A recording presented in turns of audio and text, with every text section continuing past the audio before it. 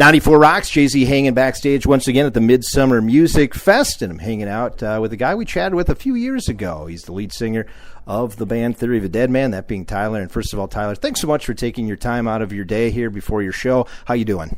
I'm doing awesome. I love summer shows because it's always nice outside. Yeah. And it looks like it's going to be a beautiful night here, too, in Menahga. And this is the first time you've been to Menahga, but you've been to Minnesota a lot. Tell us about, I guess, playing in Minnesota, what you can remember for all those shows you've done for so many years. First show we ever played in the United States was in Minneapolis. It was at Prince's Club. It was called The Quest. Do you remember that place? Yes, I do. I don't think it's there anymore. It was in 2002, and we were opening for Def Leppard.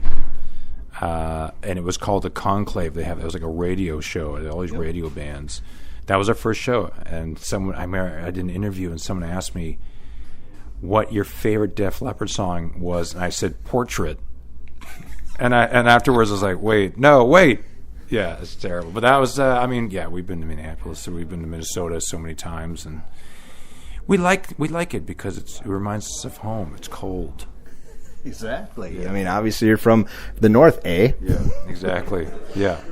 I actually lived up in Warroad, which is 6 miles from the Canadian border, just here in the northern part of Minnesota. So Minnesota, Manitoba, so about an hour and a half from Winnipeg. So that's where I lived for a couple of years up there. So, yeah, we had one stretch was like 40 below. I took my parents up to Winnipeg, and we went up for the weekend, came back, and they couldn't start their, I think it was like a Dodge car or whatever. I had to put it in the garage, get the little heater going, and just to try to get it started so they could get back home. But, yeah, the weather's cold, isn't it? You know, when you're in Canada or up north in the States, when there's plugs when you park your car, people are like, why is there an outlet to park your car? It's like, it's a block heater. So you warm your block up so your engine doesn't freeze. Yeah. So I got to ask, I suppose, then, a hockey guy at all or not? I guess I never asked you about that before. Yeah, every Canadian grows up watching hockey. So from Vancouver, so the Canucks. So never won a cup. It's been pretty sad. They came close. They went to Cup a couple times where I was pretty excited about it. But, yeah, I'm a huge hockey fan. Do the Canucks ever have you guys come and play, kind of like the Nashville thing they do, They make you play during the games or anything, or don't they do anything like that? No, we haven't done anything like that just because none of us live there. But we have gotten out on the ice. I remember we went out on the ice once after they did a practice and skated around with the Sedins and some of the players back in the day. And, man, I couldn't believe how much they carve up the ice. Like, oh, yeah. You get out there and you can't even skate because they dig. It's not like me when I skate.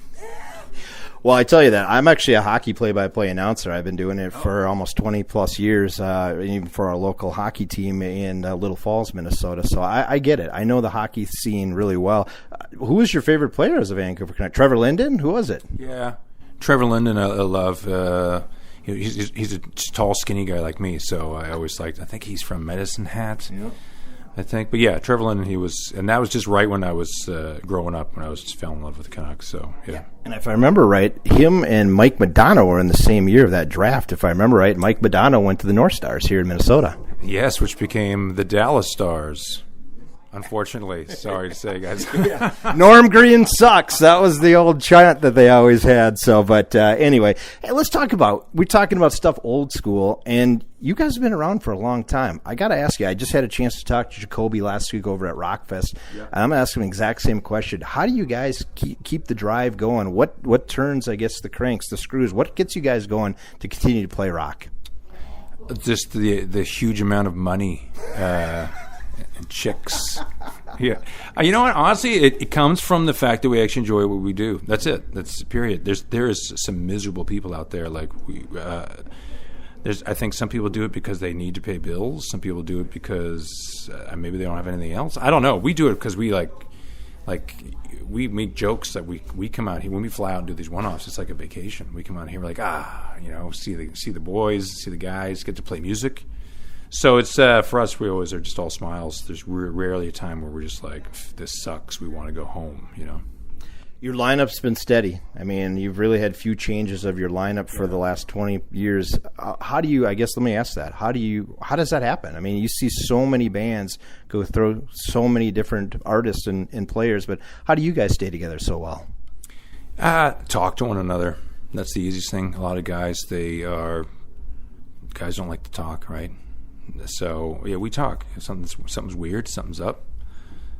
We just talk. So that's helped a lot with the band. In the beginning, we didn't know what to do. You literally like start a career, and there's dudes on a tour bus. We never lived together. All of a sudden, you're 4 dudes living together with a bunch of crew guys, and it's weird. And you're traveling the world. So all the personalities like start butting heads. Start to learn like some people like to like party. Some guys like to go to bed early. And then after years later, now it's just all so easy, right? Right. Talk about the years and what has changed the most from 20 plus years ago to today, I guess, on the rock side and the music scene that you guys have seen. I mean, media has changed a lot. I mean, we started with the CDs. I remember when our first record came out, the most exciting thing for us was to be able to write our thanks. You know, like, man, who am I going to thank? And the page where you could get all your endorsers on there. Tyler plays, Gibson guitars. We thought that was like the coolest thing because we grew up with that. The lyric sheets, inside the CD booklet. And then it went to downloads, and then now it's streaming. So much has changed. But I think the one cool thing is that it's slowly but surely all going into the power is going to the fans. The fans don't like something, you're screwed. Like, that's it. There's no record label. Doesn't matter how much money they have. They can't convince a fan to stream something. So we love it. We're like, we've learned so much over the years of the music industry. Now it's just like, man, this is great. We can actually just, it almost feels like we have a lot more freedom now than before. A lot of bands are going to just singles rather than an album. You guys have kind of done the album thing for the most part, but I guess what are your thought process moving forward here? This could be it. That was our 8th album we've released, Dinosaur. Could be it. We're not sure. But yeah, it doesn't really seem to make sense for us to spend so much money and time writing 14 songs, cutting a couple, putting them all together, and then it takes a year and a half to do that. Then people listen to it so quickly, and they're like, okay, where's more? People want stuff so quickly. It's like you watch a TV show, right? You binge it in a week. Okay, watch the whole season of whatever, and you're like, I want more. It's like, you got to wait another year and a half. So I think, going forward, you're going to start seeing more bands just release a song every 3 months forever, which is, I think that's a great idea. Obviously, I'm in radio. Got to ask you, how beneficial has rock radio been to Theory of a Deadman? We are nothing without rock radio. We started, the Conclave was a rock radio thing. That's where it all started. All of our fans have come from the radio play we've gotten, so we owe everything to rock radio. Anytime we do something with you guys, or there's a meet and greet, or hey, there's some winners, or do you guys want to do this thing where you go play hockey? We're like, yep.